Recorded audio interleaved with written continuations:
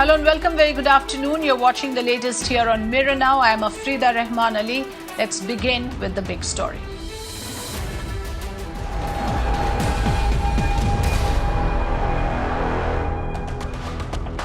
President Donald J. Trump has issued a statement on electoral certification, and he says he will ensure there is an orderly transition on the 20th of January.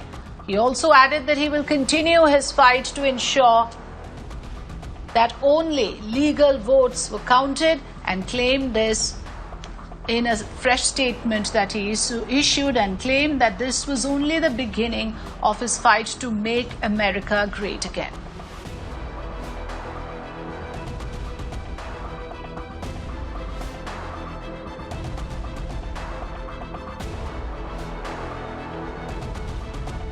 Well, so clearly, the United States of America witnessed horrifying scenes as we saw rioters storming into the U.S. Capitol Hill, entering the premises of this high-security building. It was a rather shameful day for democracy as the outgoing U.S. President Donald Trump gets accused of instigating a coup at the U.S. Capitol.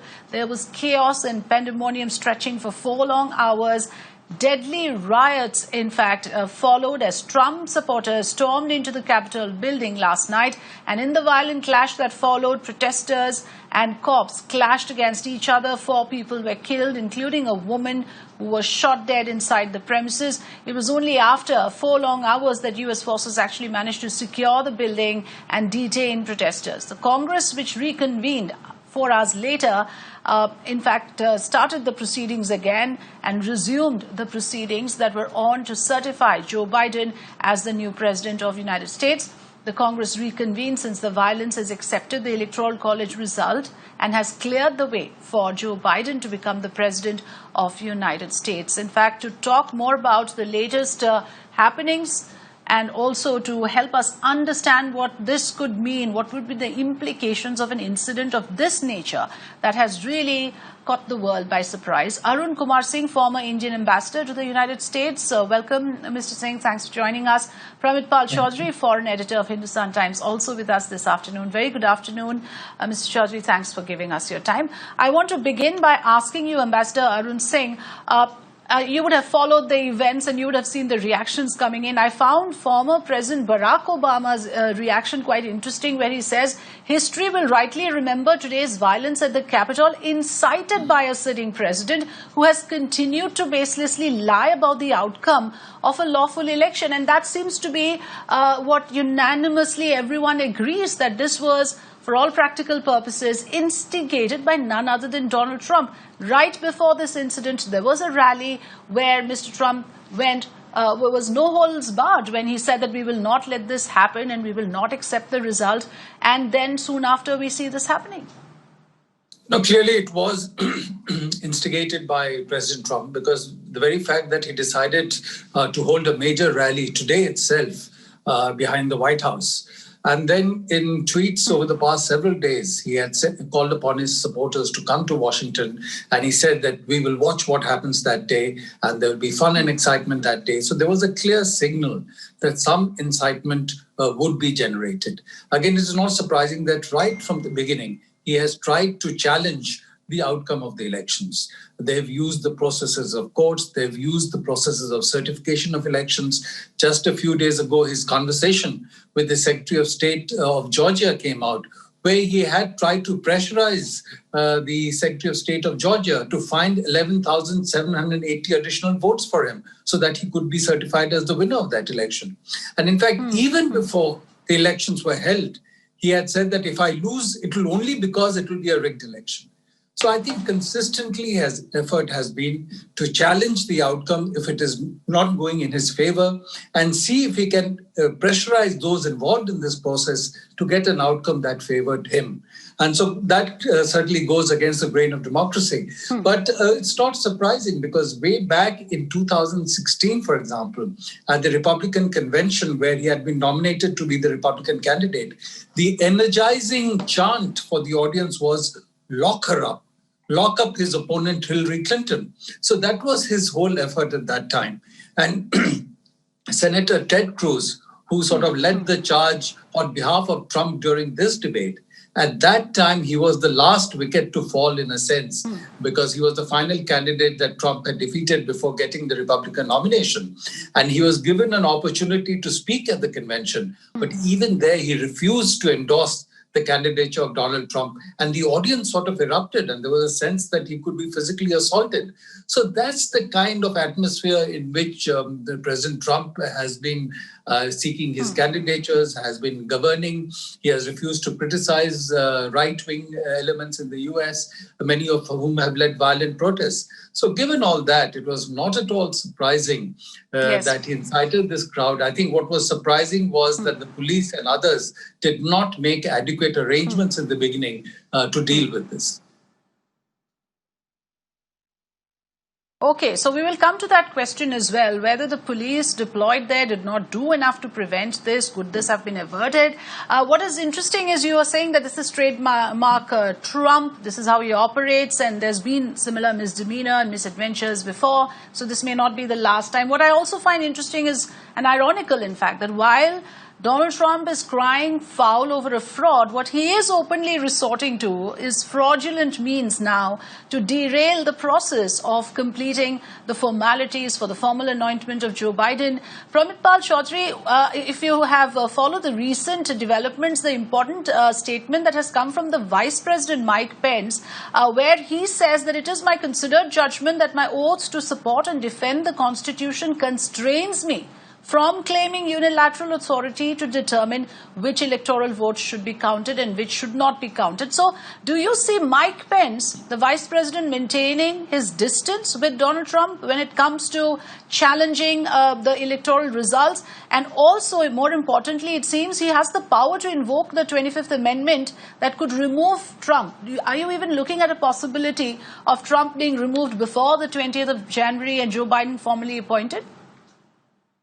On the first point, yes, Pence has been very clear that he will follow the legal and constitutional procedures as vice president.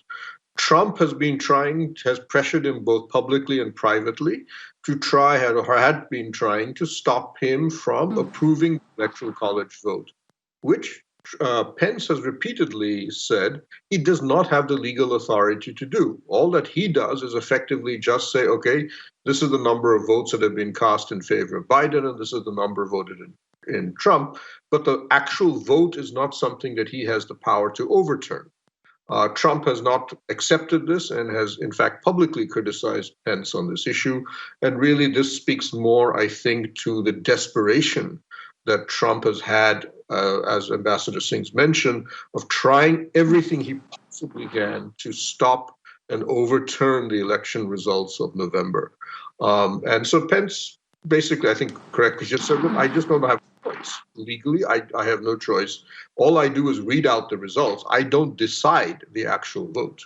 So the vote has now happened, and Biden is officially the U.S. president as far as the Constitution of the United States is concerned. On the second question of Amendment 20, which is the amendment handling the incapacitation of the President of the United States, which is distinct from impeachment, which is a separate.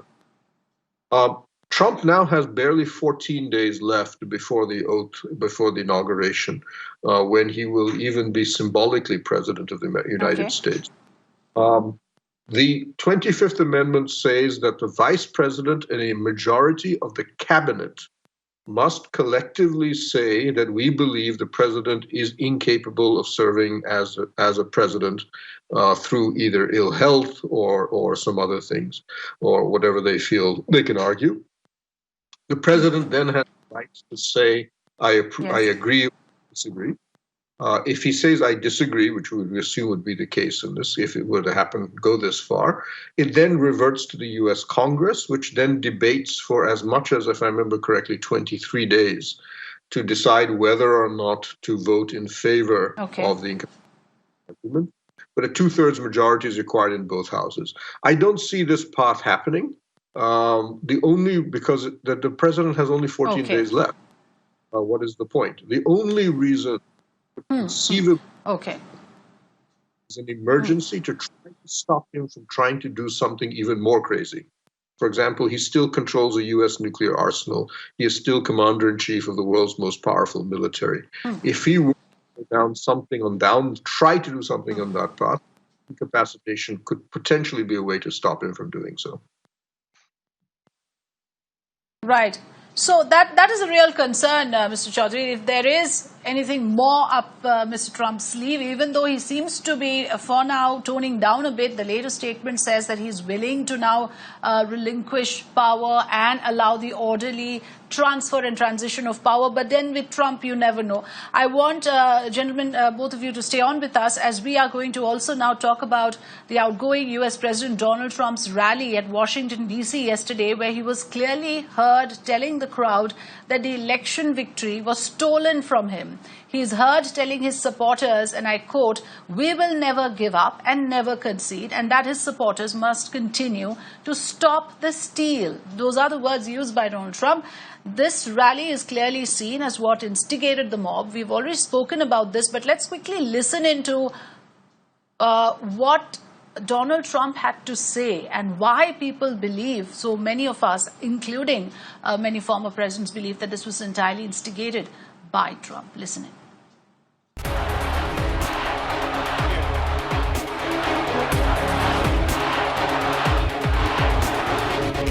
All of us here today do not want to see our election victory stolen by emboldened radical left Democrats, which is what they're doing, and stolen by the fake news media.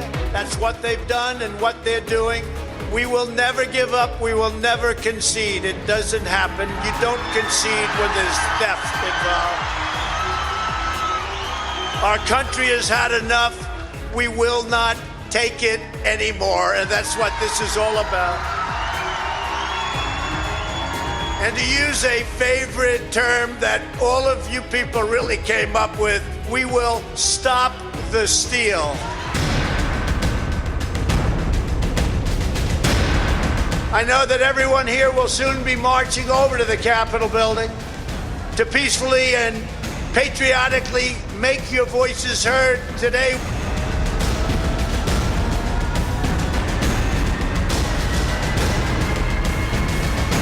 Today we see a very important event, though, because right over there, right there, we see the event going to take place, and I'm going to be watching because history is going to be made. We're going to see whether or not we have great and courageous leaders or whether or not we have leaders that should be ashamed of themselves. Throughout history, throughout eternity, they'll be ashamed. And you know what? If they do the wrong thing, we should never, ever forget that they did. Never forget.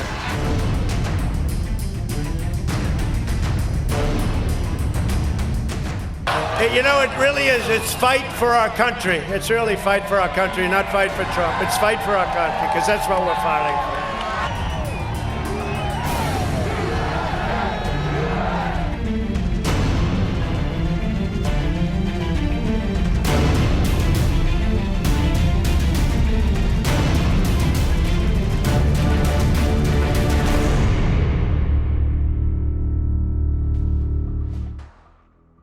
Ambassador Arun Singh, just when you thought that Donald Trump has persistently, repetitively saying the same things about electoral fraud, and just when you thought that he's not to be taken seriously, look what happens.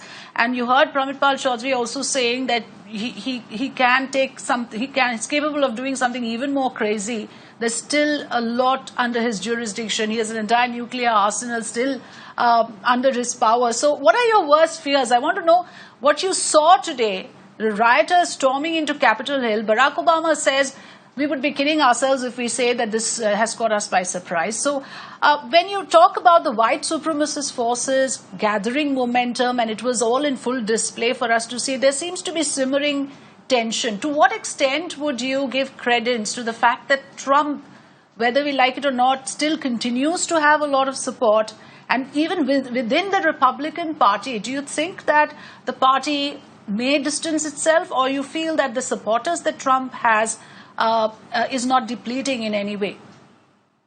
So you have to remember that during the elections, Donald Trump got the vote of 74 million voters. And this was more than what he had got in 2016. So despite all that he stands for, despite all the provocative statements he has made, unethical behavior, many would say non-presidential-like behavior, still 74 million Americans voted for him because he means something for them. Because in the phase of globalization that took place, they felt that overall US benefited, elite in the US benefited, but a big segment of the American working class or middle class did not benefit. Their wages stagnated, death rates went up, drug addiction went up, longevity came down. So that element of the US population associated themselves with him. There's also a segment of the US population that is worried about increasing minority authority and numbers within the US, who tend to gravitate towards the Democratic Party. And therefore, the kind of power and influence that they had in the US and the US political system earlier is fading away. So they have some concern related to that. And that's why Donald Trump has repeatedly done dog whistles to white nationalist sentiment, trying to keep that vote with him. So that segment is also there. So despite all that, if you saw the institutions of the US have held, the vice president, who so far had tried for the last 4 years to please Trump and, not in any way offend him, this time stood firm against him.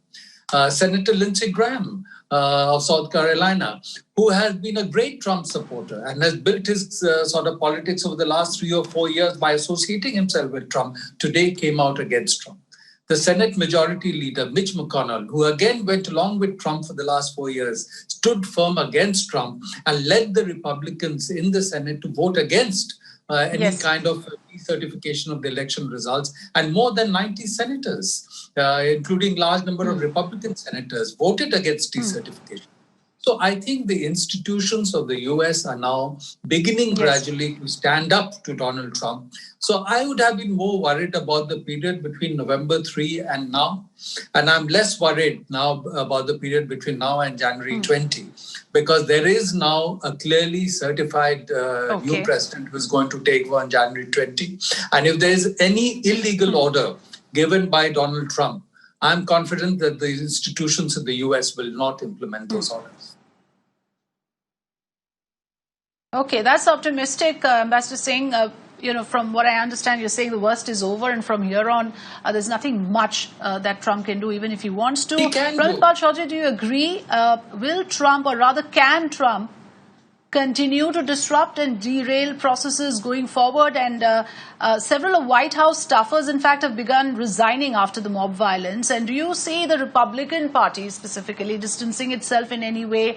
How do you see things resolving itself, in the sense that now that we have seen this full throttle display of violence and what Trump supporters are capable of, I want to ask you that, would you say that this has set a trend? What kind of tone does it set, or challenge does it put out for the new president?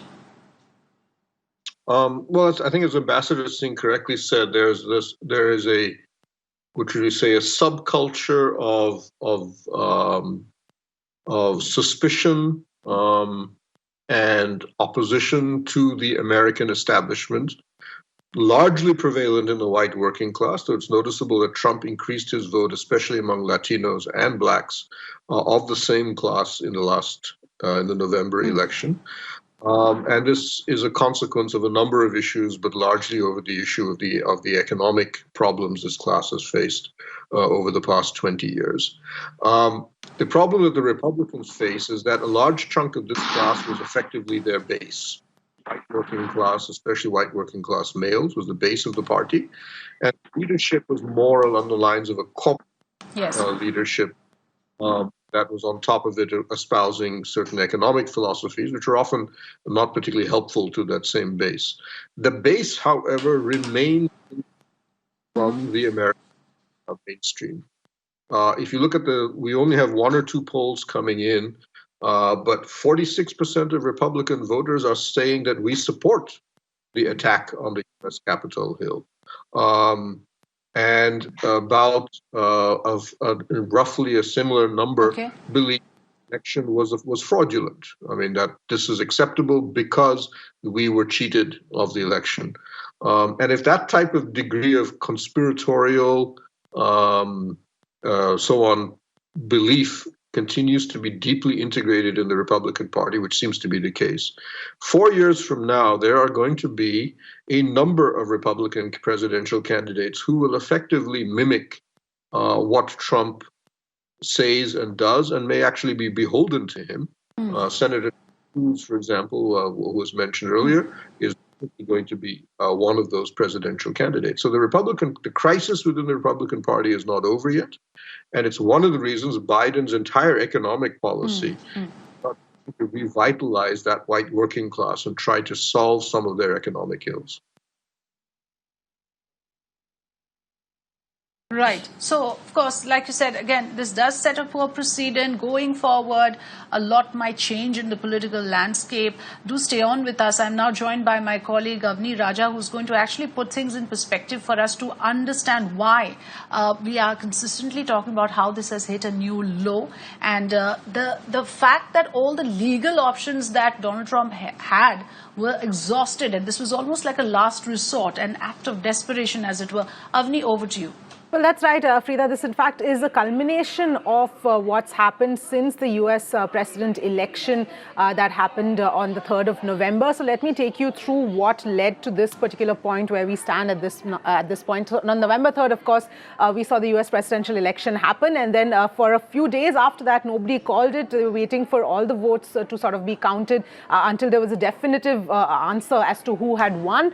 And of course, once it became clear that it was, in fact, Joe Biden who had won the election, Trump refused to accept losing the U.S. presidential election. And that's where it really started, his refusal to accept. Despite losing the election, he disputed the election results. He accused the Democrats of stealing the election as well.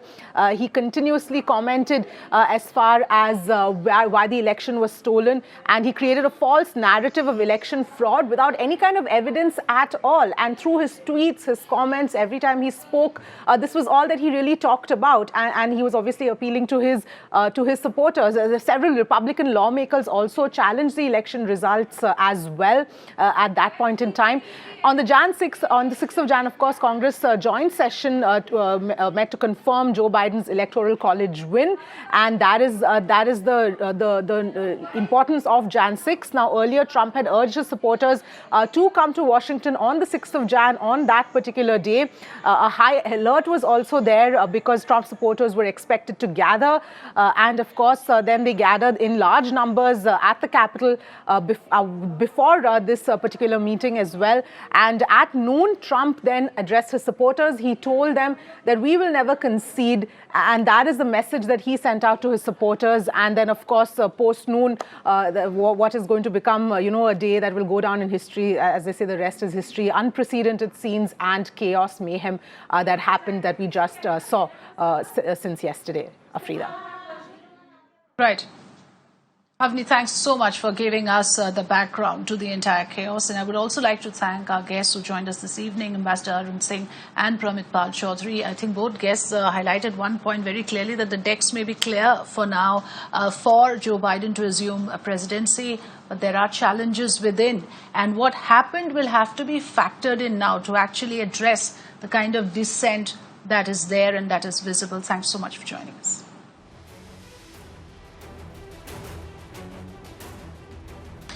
Talking about the reactions that has come in thick and fast after what happened in U.S. Capitol Hill, let's bring to our viewers' notice the statements coming in from various world leaders. Seen in the United States is terribly distressing, terribly concerning. And I noted the President's message this morning to tell people to go home peacefully. I hope that's what people are doing. And this is a very distressing time in the United States, and I feel terribly for what's happening there. I really do. I mean, they are one of our closest friends and partners, the United States, and I feel for those here in Australia who have family in the United States, or maybe that's their origin, and it's heartbreaking to see what's happening there. This is one of the world's greatest democracies, and it remains so. U.S. President Donald Trump and his administration has come under fire from the US media as expected. The media has blamed President Trump for inciting the mob through his rally at Washington, D.C. and called him a menace who was unfit to remain in office even for the last few days, and says media, in fact, has portrayed him as a menace that must be removed through impeachment proceedings or criminal prosecution. Several US media organizations have called Trump a threat to US democracy.